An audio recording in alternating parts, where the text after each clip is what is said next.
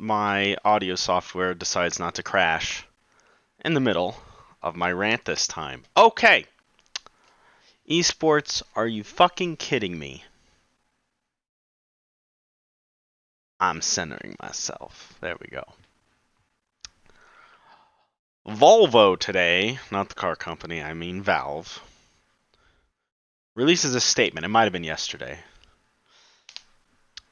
We're renovating matchmaking. We're making a bunch of changes.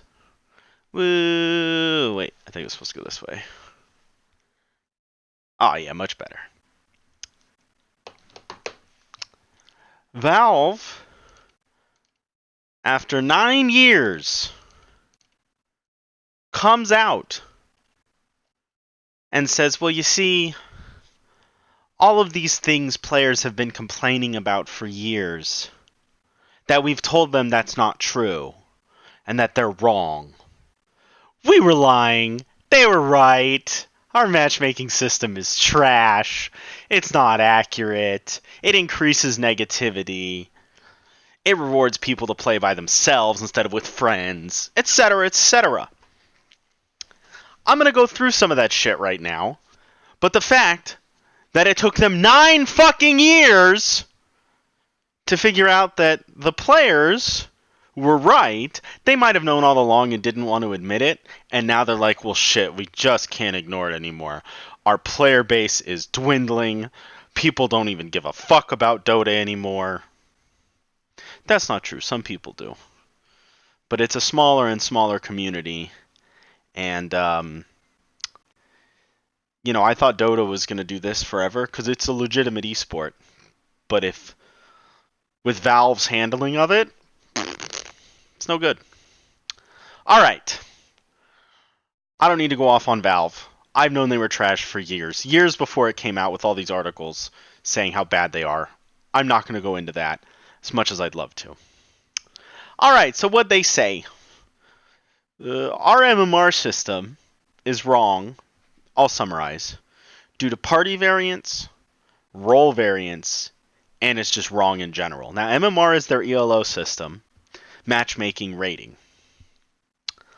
So, they have a solo MMR and a party MMR. Now, in party MMR, sometimes your friends can kind of boost you, and sometimes that doesn't work, actually. But there's a lot of factors to take into account. And honestly, Valve didn't. So now they come out, they're like, yeah, we're going to maybe add some more factors, but basically our matchmaking system couldn't put people in different parties. Like, it just wasn't good. Yeah, I know. I'd play, out of 10 games, 9 of them would be stomps one way or another. Their idea of how to balance and how to make parties play against each other, they're just fucking bad. They're like, yeah, well, if you got a guy here and a guy here and a guy here and a guy here and a guy here, then you play another party. They should be the same, I guess. But it didn't matter because MMR was trash in the first place, which is what we had said all along. All right, so party variance caused some issues. Next, the big one, that's for both team queue and solo queue, role variance. So if I play, and I'll put this in League of Legends terms so you guys can kind of understand. If I play 1, or ADC, or if I play 3, offlane, bruiser, top, that's my main, as you would say. But then I play a game and I'm going to play support, or I'm going to play 5 spot.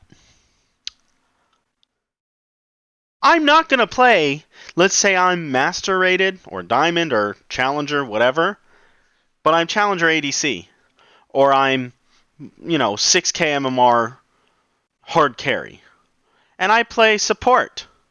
I'm not going to play at a 6k level. This is just a fact. And in Dota, which doesn't really have role queue, it kind of did for a little bit. But the best part of that is you go in, people will queue support, just pick a carry, say, fuck you, I just wanted to play. First off, that should be a $400 fine. Like, they should charge that person's credit card $400, and then they should IP ban them. I'm just saying, that's how you cut that shit out. but that's another story. And that's my theory. Obviously, it's not been proven. But the point is, if you play a role that's not your main, you're not going to play at your current MMR or ELO or rating, rank, whatever. Valve had no way to account for this. And for years, people are like, bro, this is a big deal. No, it's not. No, it's not. Now they come out, well, you see, now we're going to have core versus support, which would be like ADC mid or offlane versus jungle or support for the League of Legends people out there.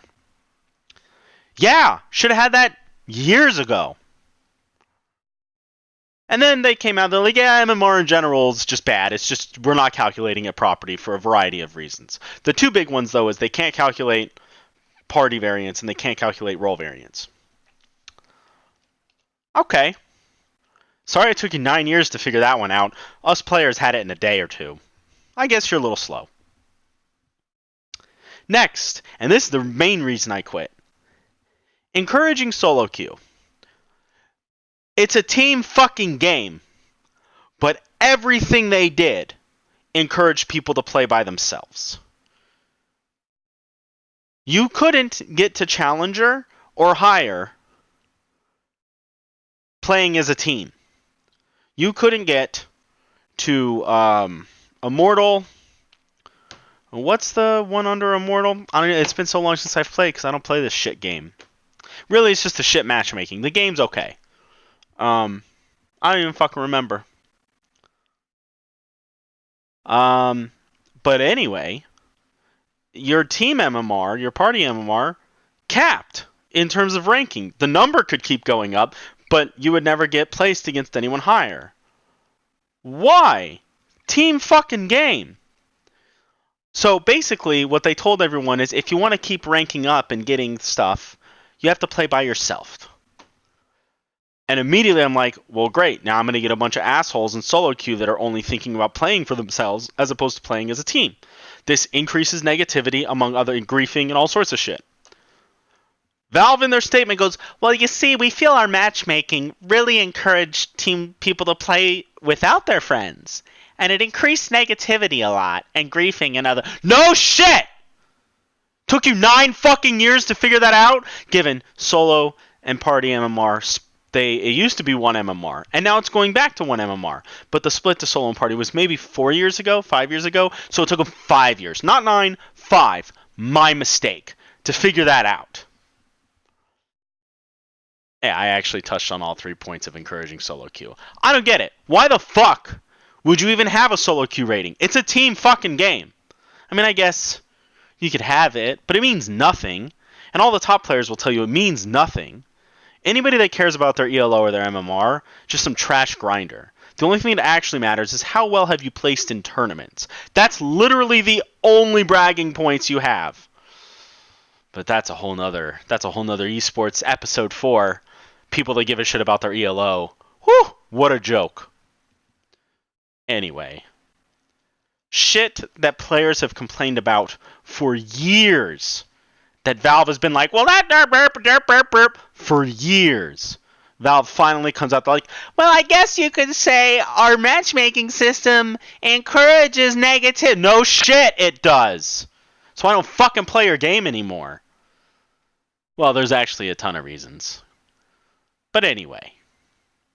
Valve, thank you, after 9 years, for finally coming clean with our matchmaking system is trash. We've all known that. That's why most people don't play anymore.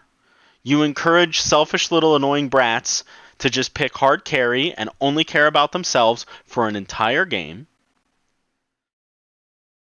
And you wonder why your player base is dwindling. Anyway, I just can't fucking believe after 9 years they finally came out and were like, yeah, everything Matthew Levin says is right. I'm proven correct again. It's my superpower, I'm telling you. Alright, everybody. Thanks for tuning in. Catch you next time.